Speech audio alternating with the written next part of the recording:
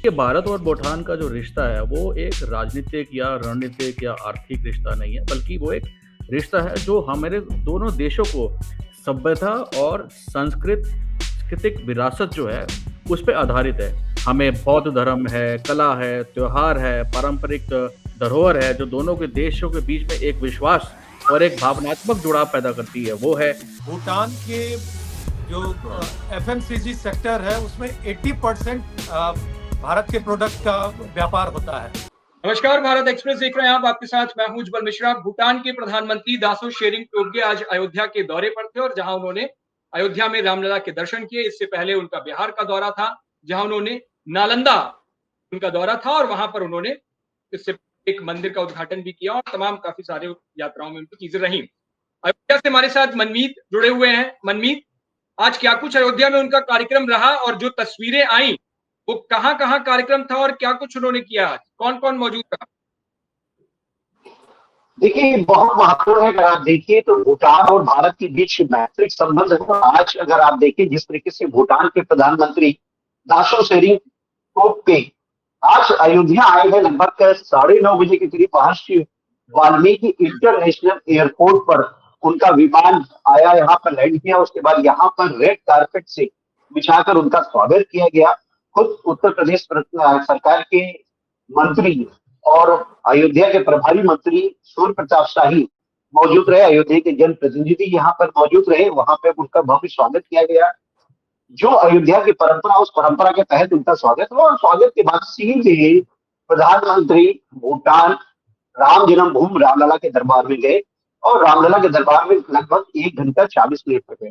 देखिए, ये पहली बार ऐसा हो रहा है कि किसी दूसरे देश के प्रधानमंत्री अयोध्या आ रहे हैं, रामलला का दर्शन कर रहे हैं और दर्शन के साथ साथ लगभग 1 घंटा 40 मिनट पूरा वो राम मंदिर में रहेगा। राम मंदिर की वास्तुकला, राम मंदिर के निर्माण, राम मंदिर की भव्यता को देख रहे हैं, आध्यात्मिक वातावरण में रह रहे हैं, रामलला की पूजा कर रहे हैं, राम दरबार में जाकर राम और सीता जी की पूजा अर्चना कर रहे हैं। जो शिव जी का मंदिर है वहां पर जाकर पूजा अर्चना कर रहे हैं। और उस तरीके से अगर आप देखिए जो नागर शैली में जो भगवान श्री राम का मंदिर बना है और वो पूरी मंदिर के स्ट्रक्चर को उन्होंने बहुत कायदे से देखा। तो ये अगर कार्यक्रम देखें तो लगभग 1 घंटे 40 मिनट के करीब का ये पूरा कार्यक्रम भूटान के प्रधानमंत्री का था यहाँ पर अयोध्या में, सिर्फ राम मंदिर के ऊपर। और अगर आप अयोध्या पूरा ओवरऑल अयोध्या की बात करें तो लगभग 4 घंटे रहे। तो सुबह 9:30 बजे का उनका आना, 10 बजे राम मंदिर जाना, 11:40 को राम मंदिर में रहना, फिर वहां से सीधे निजी होटल में जाकर जहां उनके स्वागत में सांस्कृतिक कार्यक्रम रखा गया था उसमें भाग लेना और उसके साथ साथ वहां पे एक छोटा सा लंच था। और लंच के बाद लगभग 1:30 के करीब प्रधानमंत्री भूटान अयोध्या से दिल्ली के लिए रवाना हुए हैं। तो लगभग 4 घंटे के करीब अयोध्या में रहे। मनमीत, जानकारी देने के लिए धन्यवाद। हमारे साथ विदेश मामलों के दो जानकार भी जुड़े हुए हैं। प्रोफेसर संदीप भारद्वाज दिल्ली विश्वविद्यालय में राजनीतिक शास्त्र के प्रोफेसर भी है और शर्मा जी जुड़े हुए हैं, विदेश मामलों के अद्भुत जानकार। सर, सचिन सर, पहले आपके पास आना चाहूंगा मैं। भारत और भूटान के बीच, और पहले भी जैसे अयोध्या में तो मंदिर के दर्शन करने कोई विदेशी प्रधानमंत्री पहली बार पहुंचा है, तो भारत और भूटान के बीच सांस्कृतिक जो हमारी धरोहरें हैं और जैसे बौद्ध धर्म को लेकर के होती है, हमारी जो पारंपरिक कला है जिसको हम आपस में साझा करते हैं, इनसे संबंधों को और कैसे मजबूती मिलेगी? सचिन सर। भारत और भूटान के संबंध काफी पुराने रहे हैं और कल्चरली हम लोग सांस्कृतिक तौर पे एक दूसरे से। मैं आऊंगा आपके पास, आ रहा हूँ। ये सचिन सर से पूछ रहा था मैं, सचिन जी से। ओके आपके पास आऊंगा भी। ओके, बहुत अच्छा सवाल है उज्जवल भाई। देखिए, भारत और भूटान का जो रिश्ता है वो एक राजनीतिक या रणनीतिक या आर्थिक रिश्ता नहीं है, बल्कि वो एक रिश्ता है जो हमारे दोनों देशों को सभ्यता और सांस्कृतिक विरासत जो है उस पे आधारित है। चाहे आप नालंदा की परंपरा देखें जहाँ पर हमारे जो गुरु थे, जो जिनका नाम पद्मसंभव था, वो बौद्ध धर्म को उन्होंने दोनों ही देशों को जोड़ा। आज बौद्ध धर्म जो है वो दोनों ही देशों में माना जाता है। दोनों ही देशों के अंदर ऐसे-ऐसे फॉलोअर्स हैं जो दोनों धर्मों को मानते हैं और उसकी इज़्ज़त भी करते हैं।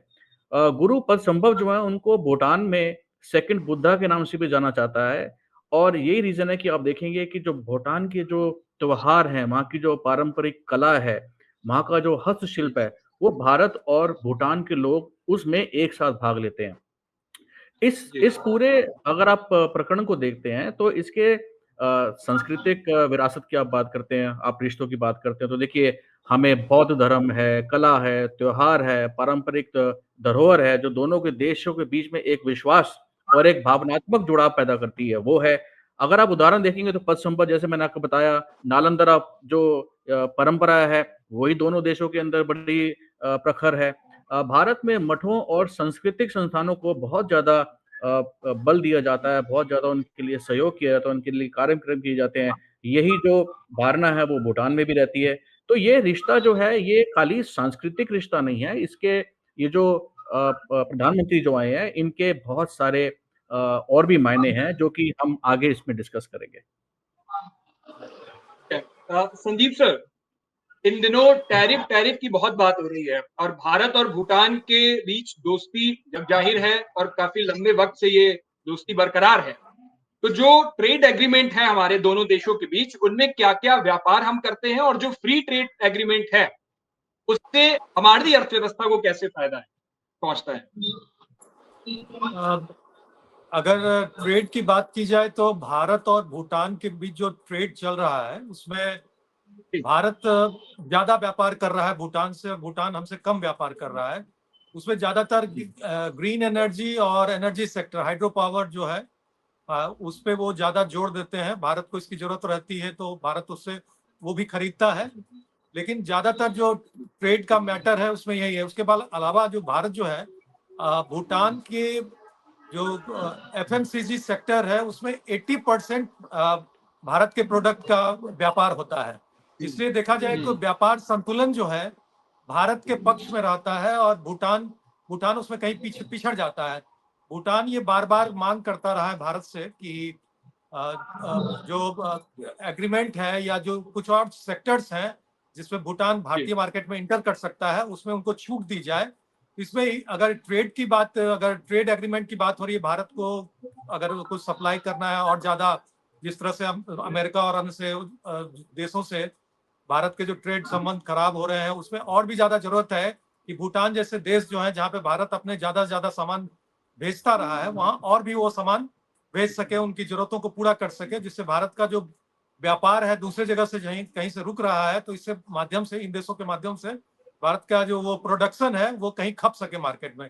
इसलिए अगर हमको ये काम करना है तो कहीं ना कहीं भूटान को भी हमको वो एक मौका देना होगा कि वो भी अपने व्यापार संतुलन को बनाए रखने के लिए वो भारत में भी अपने सामान को बेच सकें और जिससे दोनों देशों के बीच जो आर्थिक संबंध है और ज्यादा मजबूत हो भविष्य में। ये क्या जो संबंध है वो मतलब सामान के बीच जो व्यापार है वो हमारा क्या गड़बड़ाता नजर भी आ रहा है क्या? अभी आपने जैसे बताया बढ़ता रहा है ज्यादातर व्यापार जो है लगातार आप देखिएगा साल दर साल जो है भारत का जो व्यापार है भूटान के साथ वो बढ़ता रहा है, लेकिन भूटान उस तरह इंडियन मार्केट में बहुत ज्यादा एंट्री नहीं कर पाया। जैसे उसका स्मॉल स्केल इंडस्ट्रीज वगैरह है, कई तरह के हस्तकरघा उद्योग हैं जो अपना सामान वो भारत में बेचना चाहते हैं। भूटान का जो पारंपरिक स्किल है वो भारत में बेचना चाहते हैं, लेकिन किसी कारणवश या भारत भी अपने उस इंडस्ट्री को प्रोटेक्ट करना चाहता है तो कहीं कहीं एक व्यापार शुल्क लगाता है जिससे भूटान को अपने सामान को बेचने में सहजता महसूस नहीं होती है। तो देखा जा रहा है कि भूटान इस बात का डिमांड कर रहा है और भारत भी कहीं न कहीं उसके व्यापार संतुलन को बनाने के लिए भूटान के पक्ष में ही सही, लेकिन वो चाहता है कि भूटान ज्यादा से ज्यादा सामान भारत को बेच सके। ठीक है सचिन जी, जैसे संदीप जी बता रहे थे हाइड्रो पावर की बात कर रहे थे, या जो भूटान से हम जैसे कृषि के क्षेत्र में सबसे ज्यादा ट्रेड होता है हमारा भूटान के साथ, तो इसमें कोई हाल के सालों में मैं ये जानना चाहता हूँ कि टैरिफ में कुछ बदलाव आए हैं या टैरिफ को लेकर कुछ हमारी बात हुई है बीते इन सालों में, 2-4 सालों में? देखिए, भारत का भूटान के साथ 1972 में एक फ्री ट्रेड एग्रीमेंट हुआ था और उस एग्रीमेंट के तहत भूटान के जितने भी उत्पादन हैं, वो भारत में ड्यूटी फ्री आते हैं। यानी कि भारत में जो भी हम भूटान का प्रोडक्ट आता है, हम उस पे ड्यूटी चार्ज नहीं करते हैं। इससे इससे फ़ायदा क्या है? इससे फ़ायदा ये है कि भूटान की जो अर्थव्यवस्था है, उसको एक स्टेबिलिटी मिलती है, उसको स्थिरता मिलती है और उसको भारत का जैसा एक बड़ा बाज़ार मिलता है। अब अगर हम बात करें कि ऐसे कौन-कौन से उत्पादन हैं जो जो हमें भूटान से हमारे पास आते हैं, तो देखिए इसमें सीमेंट है, इसके अंदर फल है, इसके अंदर सब्जियाँ हैं, इसके अंदर हाइड्रो पावर है, जो भारत के अंदर बिना टैरिफ के निर्यात होते हैं। भारत बदले में क्या करता है? भारत बदले में भूटान को सब्सिडाइज़्ड दवाइयाँ देता है, सब्सिडाइज़्ड पेट्रोल देता है, ऑयल देता है और क्रूड ऑयल भी देता है, जिससे क्या है कि आपस में दोनों ही देशों की एक आर्थिक सहयोग मजबूत होता है। अगर आप देखते हैं कि अ अ, भारत भारत भूटान से भारत को निर्यात होने वाले प्रमुख उत्पादन कौन हैं? या हम उस पे लगने वाले टैरिफ में हाल में कोई बदलाव आए हैं कि नहीं आए हैं? देखिए हाइड्रो पावर पर अब भी ज़ीरो टैरिफ लगे हुए हैं। तो कोई भी हाइड्रो पावर प्रोजेक्ट जब इंडिया में आता है भूटान से, तो हम उस पे ज़ीरो टैरिफ लेते हैं, हम उनसे कोई टैरिफ नहीं चार्ज करते हैं।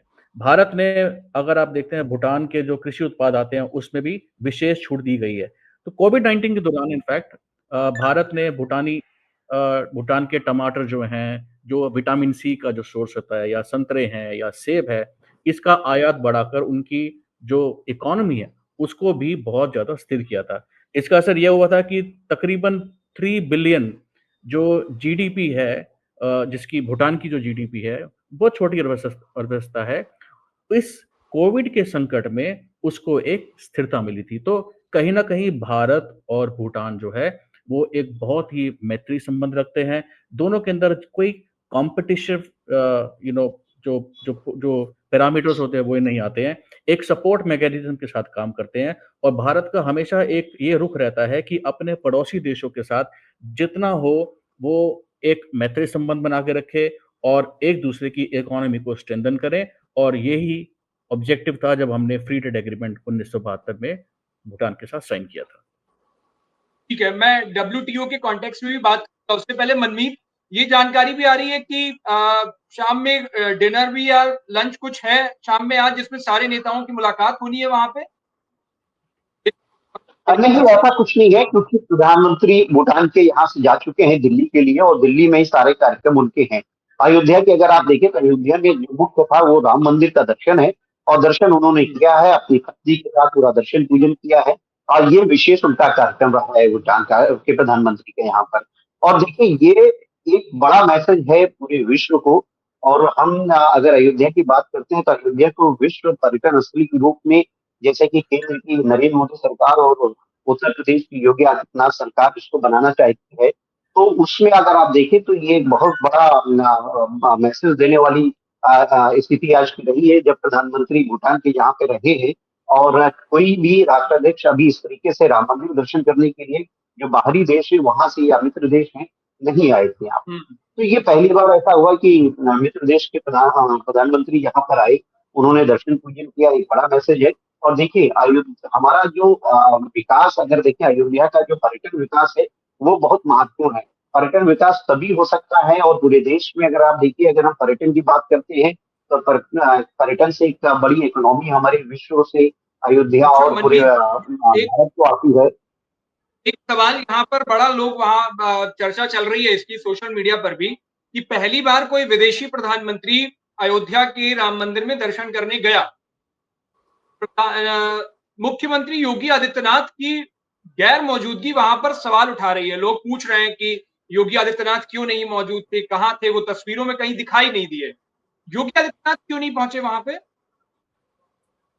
देखिए ऐसा है कि ये कार्यक्रम मुख्यमंत्री योगी आदित्यनाथ का गोरखपुर का पहले से ही था और वो इस समय गोरखपुर में रहे हैं।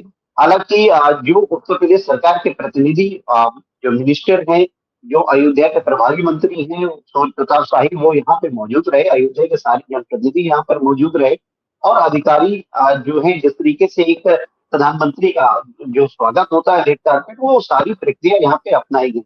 क्योंकि हम्म, प्रधानमंत्री जो मुख्यमंत्री हैं योगी आदित्यनाथ जी उनका जो कार्यक्रम अगर आप देखिए तो पहले से ये फिक्स था। अभी 2 दिन पहले ही अयोध्या आए भी थे वो राजा अयोध्या जो श्री राम जन्मभूमि तीर्थ ट्रस्ट के सदस्य थे उनकी मृत्यु के बाद जो 13वीं संस्कार था उस संस्कार में शामिल होने के लिए आए थे। तो अगर आप देखें तो उनका कार्यक्रम गोरखपुर में था, इसलिए वो यहाँ पे नहीं आ पाए, लेकिन सरकार के मंत्री यहाँ पे थे, तो उनके प्रतिनिधि के रूप में सूर्य प्रताप शाही यहाँ मौजूद रहे। ठीक है मनवीर। संदीप जी, अभी आप बात कर रहे थे, डब्ल्यूटीओ के कॉन्टेक्स्ट में अगर मैं बात करूं तो ऐसे संतुलन कैसे बिठाया जाए कि ट्रेड भी शेयर हो, कल्चर भी शेयर हो और डब्ल्यूटीओ के नियम भी उसके आड़े नहीं आए और दोनों देशों को फायदा हो। संदीप जी। डब्ल्यूटीओ के संबंध में अगर आप देखेंगे तो भारत और भूटान का संबंध दोनों अलग ढंग का रहा है। भूटान का संबंध अलग इस ढंग से रहा है कि भूटान ने कभी जीडीपी को अपना कोई आंकड़ा नहीं माना है, कि मतलब जिस तरह जीडीपी पे हम किसी देश के हम आकलन करते हैं कि उनका विकास दर क्या है, तो 1972-71 के बाद से ही उन्होंने जीडीपी को अलग कर दिया है, जो कि अपने वो पैमाना नहीं रखते हैं, वो जीडीएच रखते हैं, जिसको आप ग्रॉस डोमेस्टिक हैप्पीनेस की बात करते हैं। तो उसमें जाहिर सी बात है कि वो पर्यावरण संतुलन पे ज्यादा जोर देते हैं और अन्य चीजें जो हैं उनसे जुड़ी हुई, जिससे किसी राष्ट्र की हैप्पीनेस शो होती है। इससे भारत और उसके संबंध को अगर आप उसके संदर्भ में देखेंगे तो आप उसको नहीं समझ पाएंगे, क्योंकि वहाँ स्ट्रिक्टली जो है ट्रेड एंड टैरिफ को लेके ज्यादा बात की जाती है डब्ल्यूटीओ में। लेकिन भारत और भूटान के संबंध में भारत अपना ज्यादातर कई ऐसे क्षेत्र हैं जहाँ पे भूटान को भारत मदद करता रहा है। जैसे आप जो ऊर्जा, जैसे आप सिलेंडर्स वगैरह हैं, या जो हम पेट्रोलियम प्रोडक्ट जो सप्लाई करते हैं, उसमें क्या है, आप जितना में आप अपने देश में खरीदते हैं उससे कम में भूटान में लोग उसका इस्तेमाल कर रहे हैं। अगर आप पेट्रोल की कीमत आप वहां देखेंगे और भारत में देखेंगे तो भारत में ज्यादा है, वहां कम है। अगर आप उस डब्ल्यूटीए के कॉन्टेक्स्ट में देखेंगे तो भारत भूटान के संबंध को उस ढंग से आप नहीं देख पाएंगे। लेकिन डब्ल्यूटीओ के नियम के तहत ही तो सारे ट्रेड होंगे ना। ट्रेड और टैरिफ के नियम है वो जरूर तय करते हैं, लेकिन कोई देश किस आपसी संबंध को किस आधार पर स्थापित करना चाहता है उसमें डब्ल्यूटीओ का कोई इंटरवेंशन नहीं है। आप अगर कोई देश दूसरे देश से खुद से फ्री ट्रेड, क्या अभी भारत ने ब्रिटेन के साथ फ्री ट्रेड ट्रेड नहीं किया ही, तो भारत भी भूटान के साथ कर सकता है। उसमें डब्ल्यूटीओ एक गाइडलाइंस है जिसमें कई चीजें आती हैं, लेकिन उसमें आप किसी ट्रेड एंड टैरिफ जो म्यूचुअल को अंडरस्टैंडिंग है कोई दो देश के कंट्री के बीच में, उसमें डब्ल्यूटीओ का बहुत ज्यादा योगदान रह नहीं जाता। ठीक है सचिन जी, हम आपसे समझना चाहेंगे सर, कौन कौन से ऐसी चीजें हैं जो जीरो टैरिफ के साथ हम ट्रेड करते हैं भारत और भूटान के बीच में?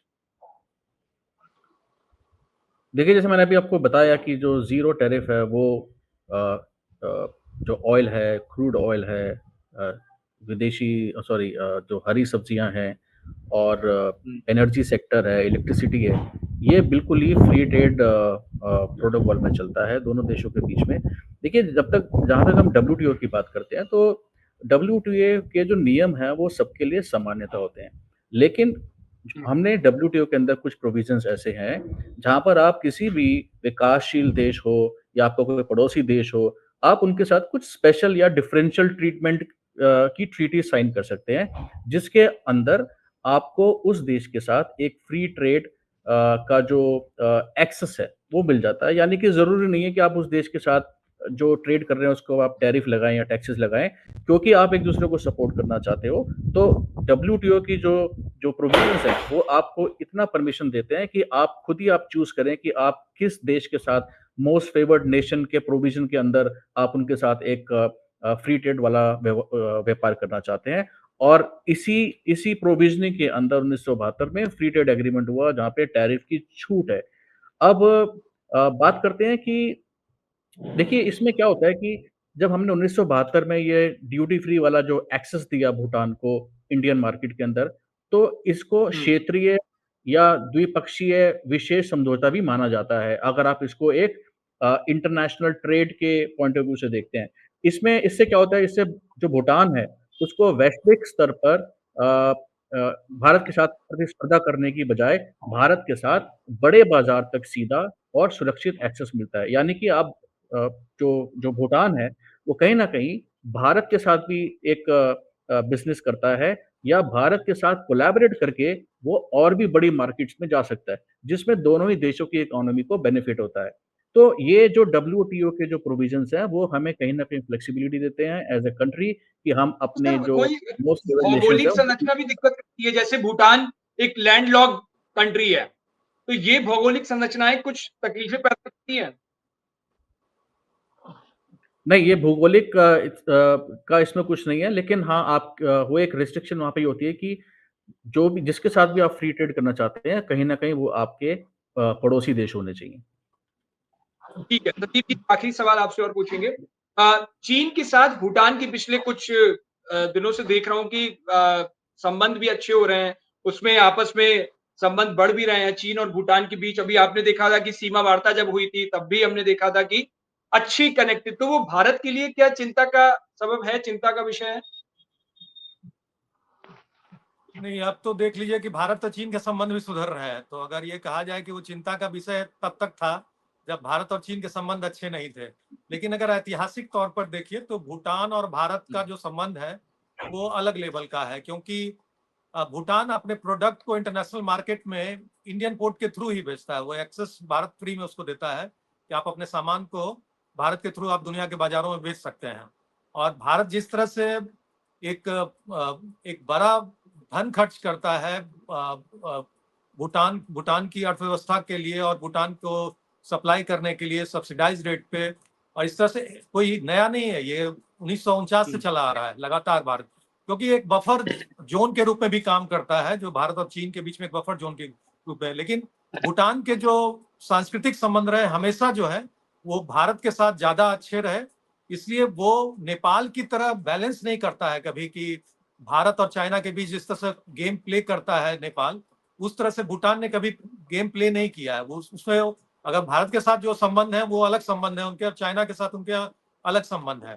इसलिए आप कभी भी ये नहीं माने कि भारत और चीन के बदलते संबंध के साथ भूटान और भारत के संबंध बदलते हैं, ऐसा देखा नहीं गया है।